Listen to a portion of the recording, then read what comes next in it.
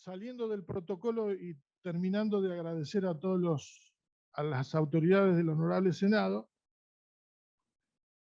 tenemos la alternativa, y no tenemos otra alternativa, por decirlo de alguna forma, de comenzar con el curso formalmente de introducción al derecho público provincial y municipal, que nos va a llevar 4 meses, Dios mediante. Estábamos calculando, ideando y programando alrededor de 14 y 16 clases, de las cuales vamos a dividir en 2. Bueno, muchos sabrán, otros no tanto, de que es muy diversa la cantidad de inscriptos. Tenemos muchos de la legislatura, muchos también de la parte de la administración pública municipal, y hay otros también que forman parte de las áreas del Ejecutivo Provincial. Inclusive hay algunos inscriptos que dependen de la Cámara de Diputados de la Nación, con lo cual estamos orgullosos y muy alegres de que esto sea diverso, nutrido y que ya superemos prácticamente los 100 inscriptos.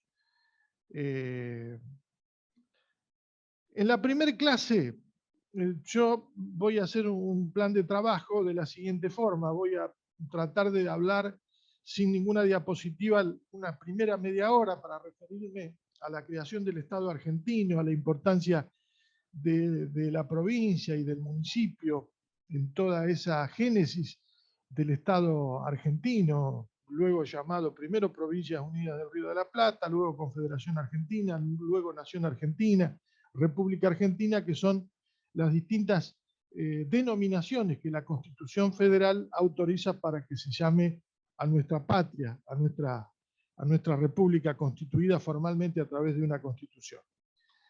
Bueno, algunos que ya me conocen de otras conferencias habrán oído hablar de cuál es nuestra postura, de la importancia del municipio en la génesis del Estado argentino, pero no hemos abordado el tema de la importancia de la provincia y la provincia de Buenos Aires en la génesis del Estado argentino y en esa división de 2 estados que se da prácticamente a partir de 1852 con el desacuerdo de Buenos Aires de firmar el Acuerdo de San Nicolás y de sancionar una propia constitución en 1854 como del Estado de Buenos Aires.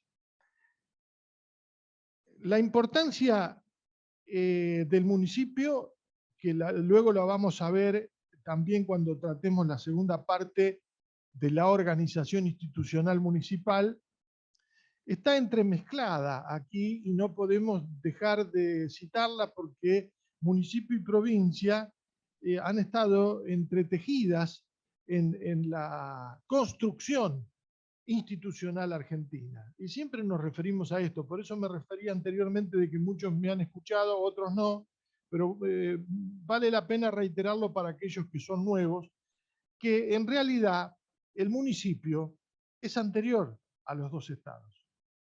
Es decir, la ciudad, la comunidad local, el municipio, el gobierno local, que era del Cabildo, es anterior a la provincia de Buenos Aires y es anterior, vamos a ver después, en gran cantidad, a la constitución formal del Estado Federal Argentino. Esto surge con la Real Ordenanza de la Corona Española hacia fines del siglo XIX, donde se crean alrededor de 7, 8 partidos en lo que luego fue la provincia de Buenos Aires. Es decir, esos partidos era referido a partes jurisdiccionales en las que se dividía el virreinato para su administración.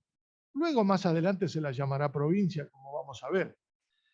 Hacia 1810 esos partidos ya eran más de 10, en lo que luego fue la provincia de Buenos Aires. Y hacia 1820 ya había más de 20 partidos municipios en lo que luego fue la provincia de Buenos Aires.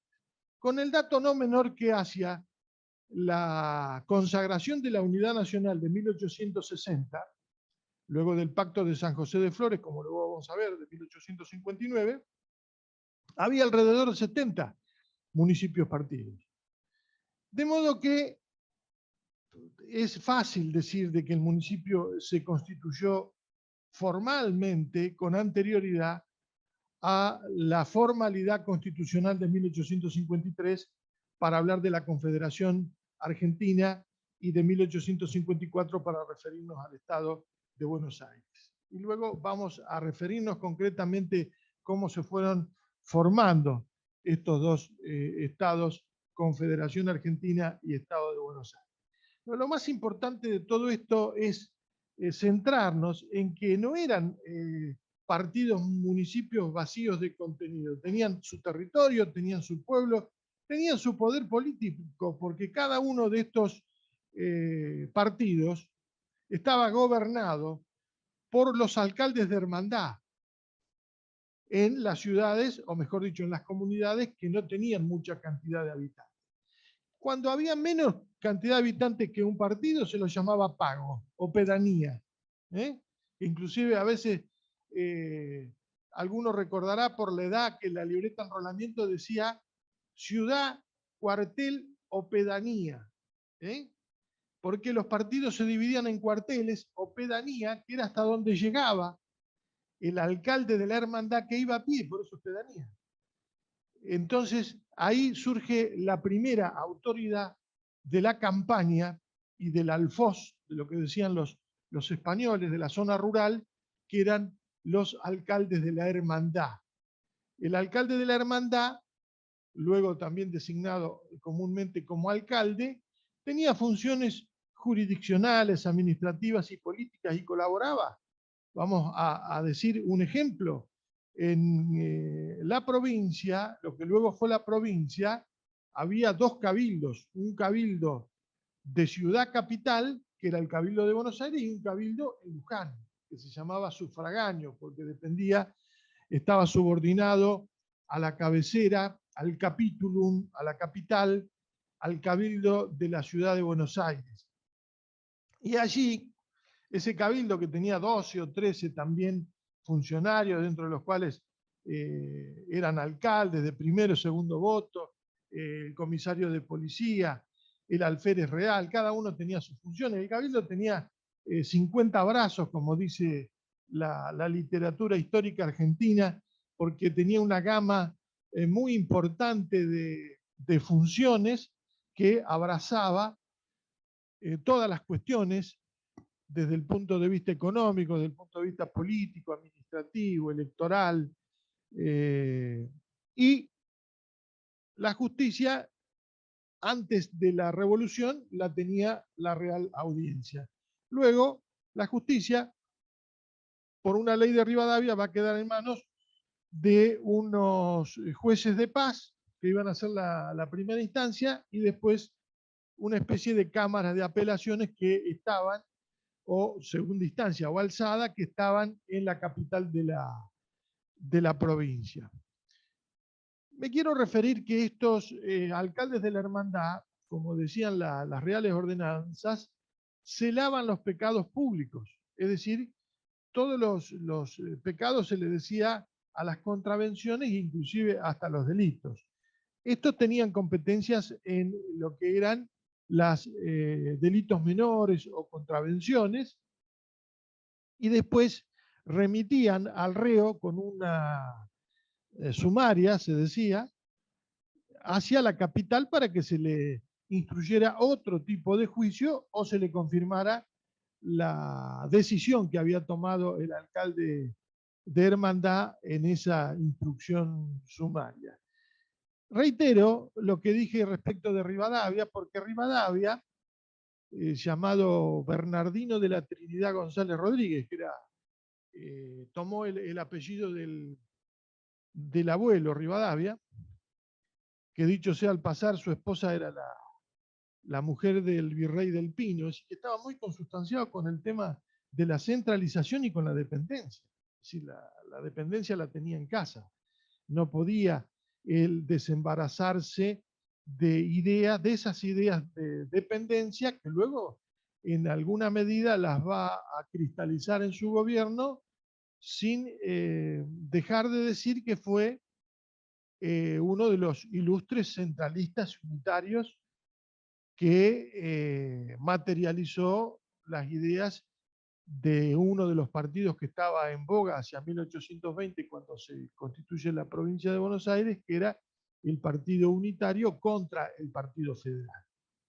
En el Partido Federal, recordarán ustedes, no vamos a hacer una clase de historia, pero dicho sea al pasar, los partidos políticos en pugna en ese momento tenían importancia y se recuerda a Lavalle, el fusilador de Dorrego, Mármol, Del Carril y otros como unitarios, y como federales a Dorrego y a Rosas. Rosas era jefe del Partido Federal de la campaña y Dorrego era el jefe del Partido Federal de la zona, de la parte urbana. Inclusive Rosas fue diputado, pero muy pocas veces concurrió a la Junta de Representantes en el año 1820, cuando se organiza la provincia de Buenos Aires. La provincia de Buenos Aires, y acá saltamos de carril y vamos a lo provincial, después seguimos con lo municipal, por eso decimos que está entretejido, hay un diálogo entre municipio y provincia para formar la nación. Se adopta un sistema abierto de constitución parecido al de Common Law de Inglaterra o de los pueblos anglosajones, donde se van constituyendo los poderes de a uno. Primero, recordarán ustedes que el primer gobernador fue José Rondó, hubo un golpe de Estado, hubo una renuncia, el pacto de Pilar mediante, y luego se organiza tomando como gobernador provisorio a Martín Rodríguez, general Martín Rodríguez, que jura primero como provisorio y luego como gobernador propietario, como gobernador titular. Se lo toma la Junta de Representantes. Y no estaba constituido el Poder Judicial, hasta ahí. ¿Por qué? Porque esas funciones las tenía el Cabildo todavía existía. ¿Qué pasa? Rivadavia, siendo ministro de Gobierno de Rodríguez, manda el proyecto para institucionalizar una reforma judicial, diciendo de que hay mucha corruptela en el Cabildo de Luján primero, y luego avanza sobre el de Buenos Aires. Entonces decapita al Cabildo, mal que nos pese a todos los luego llamados argentinos, pero en ese momento de provincianos de las Provincias Unidas del Río de la Plata, porque en realidad el Cabildo había sido el padre de la patria a través de esa revolución. Es decir, que el Cabildo, siendo régimen municipal, el régimen de la ciudad, que había convocado a todas las ciudades, porque el Congreso de Mayo es un congreso de ciudades, no es un congreso de provincias, y eso hay que rescatarlo, y también lo rescata la historia federalista más importante como Lasarte, Juan Perramos, entre otros autores, que destaca este tema y dice que la historia argentina, más que provinciana, es comunalista. Es la reunión de las comunidades locales que se van uniendo y que declaran la necesidad de hacer una nueva patria con nuevos poderes e independizarse más luego 1816 de España y de cualquier otra dominación extranjera. Continuando con lo que falta en 1820, que es el Poder Judicial. ¿Qué hace Rivadavia? Rivadavia decapita, reitero, el Cabildo, por lo tanto no hay más función judicial, y esa función se la da con un criterio napoleónico-borbónico de centralización y concentración de poder a los jueces de paz, que hoy todavía los tenemos. Que vienen, algunos dicen que viene también del sistema anglosajón, del Justice of Peace, y también había jueces de paz en el sistema francés, y eso es lo que ha quedado hasta hoy. Tenemos nosotros en cada municipio que no es cabecera de partido los jueces de paz letrados. Ahora, no era menor esta figura del juez de paz, porque fíjense que por rara paradoja de los vaivenes de las ideologías, de la historia y de los sistemas políticos, Rosas, que promulgaba ideas de descentralización y de federalismo, había concentrado el poder. Y los unitarios, a través de la designación de los jueces de paz, desconcentraban el poder. Pero, ¿qué pasó? Esta figura, por rara paradoja digo, le sirvió a Juan Manuel de Rosas para que cada caudillo se manejara en cada uno de estos partidos durante todo su gobierno, que fue de 1833 en la segunda parte, luego del plebiscito, hasta 1852. ¿Y qué pasó durante ese periodo? Rosas fundó muchos municipios, muchos partidos, alrededor de 50, que, bueno, dieron vida institucional, aunque sea embrionariamente, a lo que luego, bueno, ya era la provincia de Buenos Aires, pero que todavía no estaba cristalizado desde el punto de vista de su constitución formal, que recién va a aparecer en 1854. ¿Por qué digo que es importante el juez de paz? Porque el juez de paz era toda la autoridad en el partido. Tenía funciones administrativas, políticas, económico-tributarias, era comandante militar, jefe de correo, comisario de policía, certificaba las defunciones y además de todo eso era presidente de la municipalidad. Y tenía vecinos, he visto que hay muchos concejales también inscriptos, los vecinos, los primeros vecinos que secundaban a ese presidente de la municipalidad, que es el primer intendente, luego llamado intendente por la ley de 1889, ahí sí con un criterio francés, dejando de lado el criterio español de los alcaldes, tenía esos vecinos que eran generalmente los de la oligarquía pueblerina, los que tenían los más pudientes, los que tenían las estancias, como también los jueces de paz. Porque el juez de paz, como dije anteriormente, además tenía que lidiar con la línea contra los pueblos aborígenes. Había fortines, había cuarteles, como dije anteriormente. Los cuarteles nos da la idea más militar que política. Hasta hoy los partidos se van dividiendo en cuarteles y es muy común ver en los partidos del interior, ver las zonas rurales identificadas por cuarteles. Cuarteles militares verdaderamente.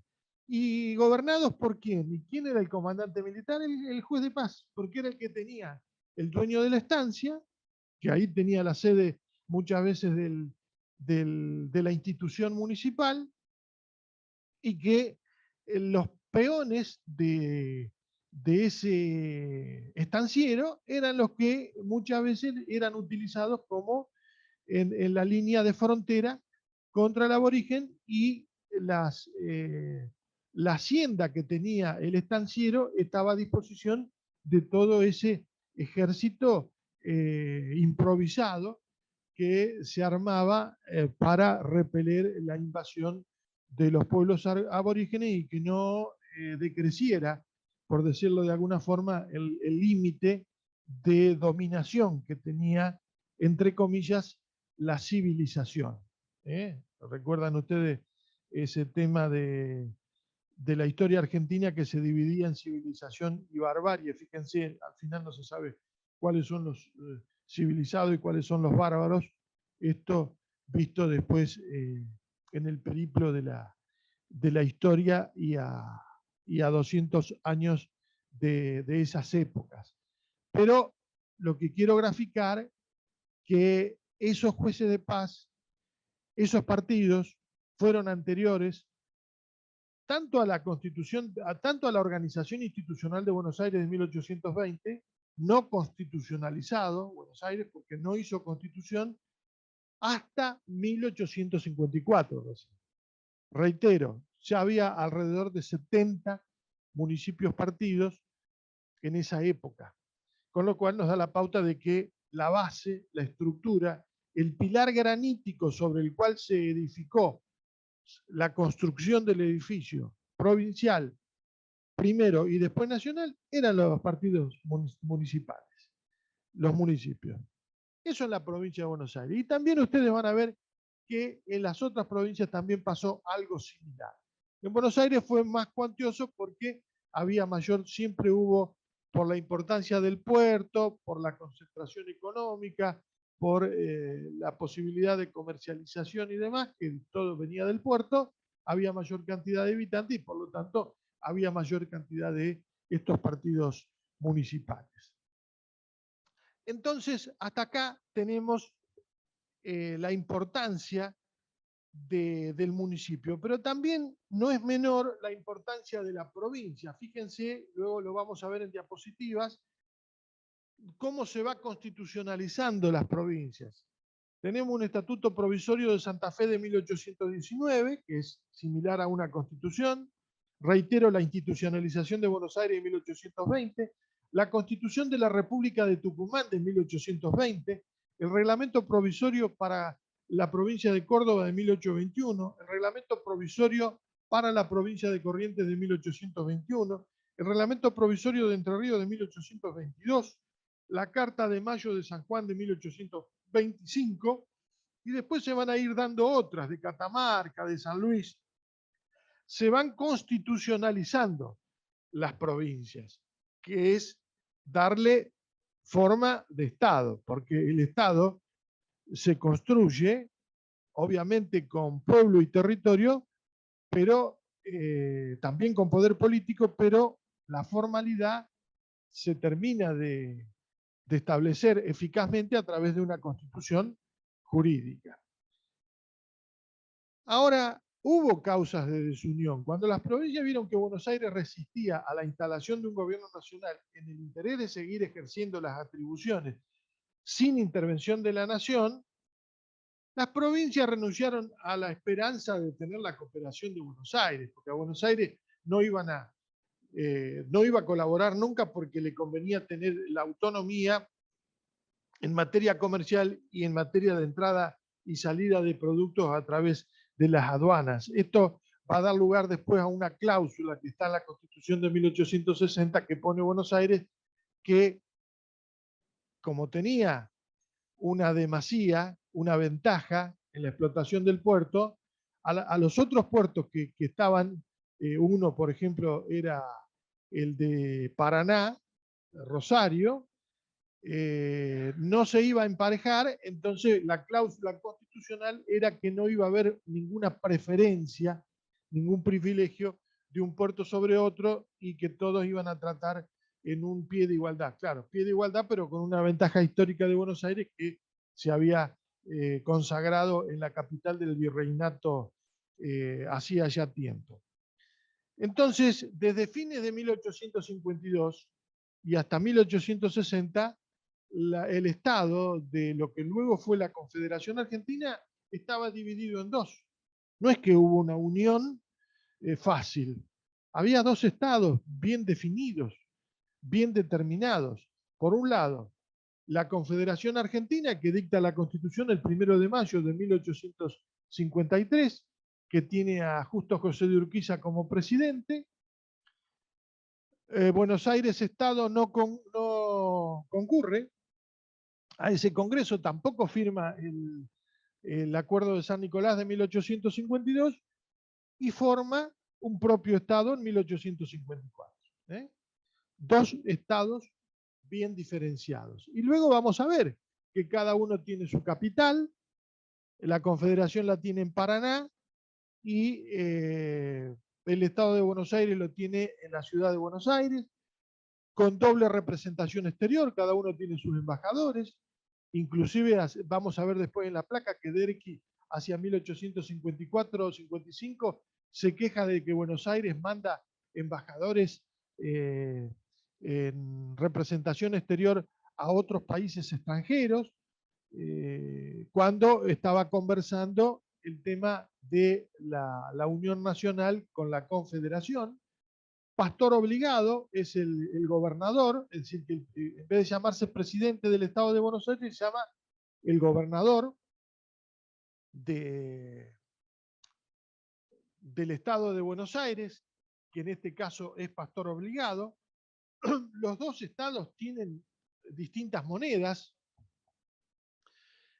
cada uno tiene su banco, cada uno tiene su constitución, y reitero, cada uno tiene su gabinete de gobierno. Buenos Aires se había constituido como una patria o una república unitaria, dividida en municipios, también representativa, obviamente, y la Confederación Argentina, como todos sabemos, que ese artículo quedó dividida en provincias y a través de un sistema federativo, es decir, de descentralización. También las dos tenían sus propios poderes judiciales, ya se estaba organizando la Corte en la Confederación Argentina, inclusive Justo José de Urquiza le encarga ser miembro de la Corte a uno de los jurisconsultos más importantes de Salta. Y acercándonos a 1859, vemos que, y ya en 1859 se da el Pacto de San José de Flores, que es lo que demuestra acabadamente de que estamos en presencia de dos estados. Fíjense, ¿por qué? Porque el Pacto de San José de Flores o Tratado Internacional de San José de Flores lo firma el Estado de Buenos Aires y lo firma el Estado de la Confederación Argentina.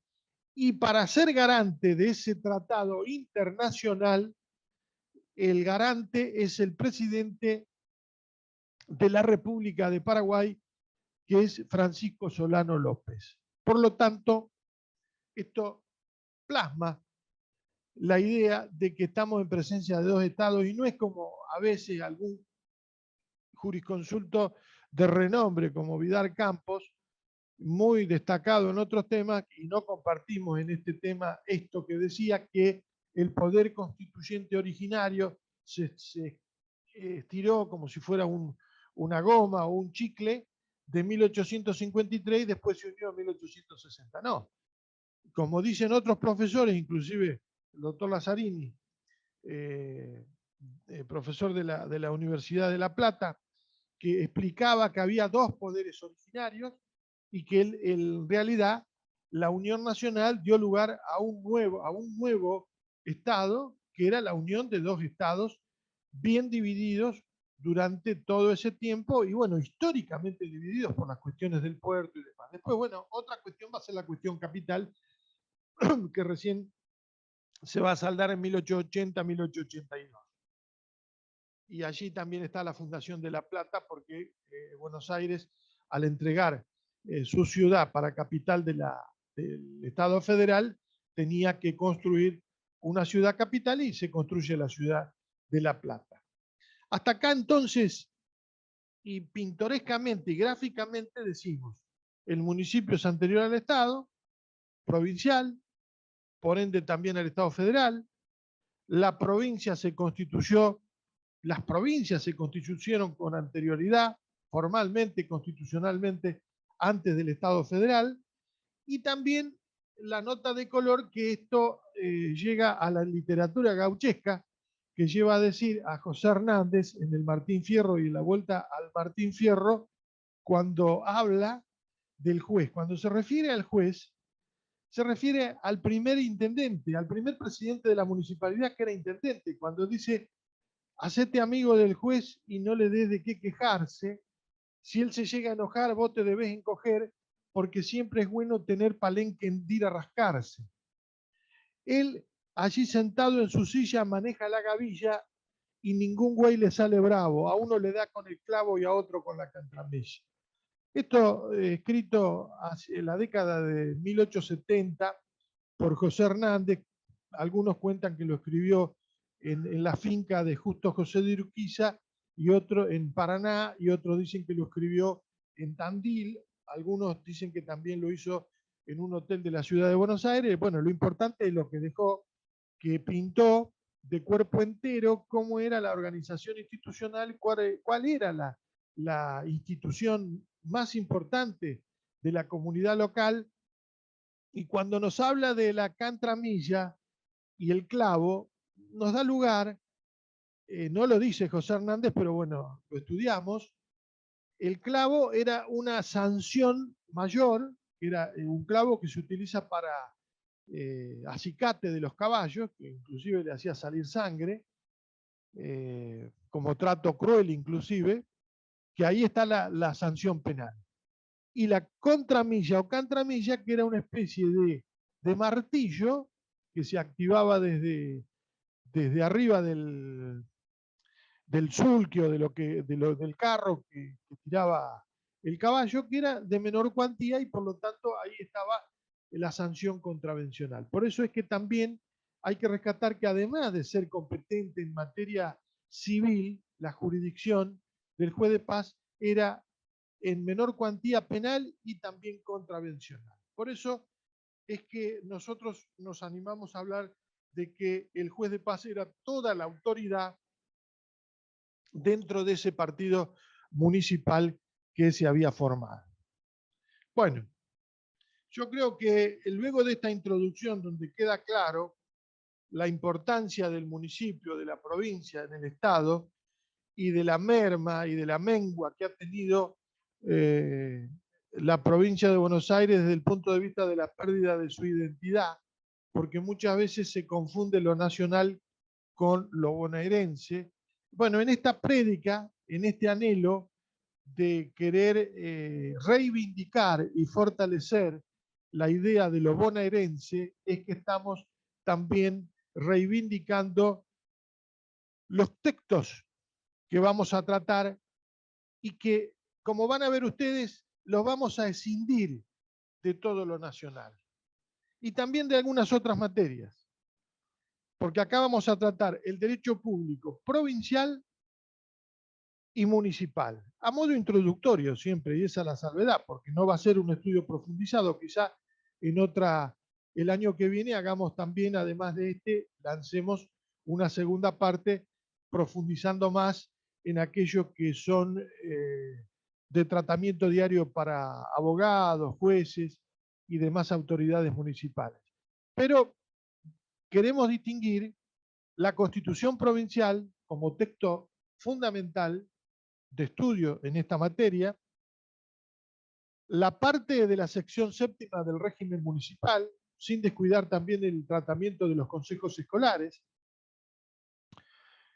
y la ley orgánica de las municipalidades, que es el decreto ley 6769/58. Esos van a ser los textos fundamentales. No nos vamos a referir aquí, en demasía, de lo que llamamos derecho procedimental o adjetivo, que es el derecho administrativo, que viene en consecuencia de este derecho sustantivo, que es el constitucional provincial y el constitucional municipal. Eso podrá abordarse en otro momento, en otra temática, y ahí obviamente nos referiremos a la ley 7647, la ley provincial de procedimiento administrativo y en la ordenanza general 267 para las municipalidades, que muchos no saben de que existe una ordenanza general de procedimiento municipal que rige las municipalidades, porque las municipalidades no sancionaron una norma de procedimiento administrativo. Y aquí, entre paréntesis, cuando bregamos por la autonomía municipal, tenemos que comenzar los bonaerenses por practicar la autonomía municipal que tenemos y que no sabemos que tenemos. Una es esta. Y después, en la segunda parte del tratamiento de esta materia, la vamos a ir explicando.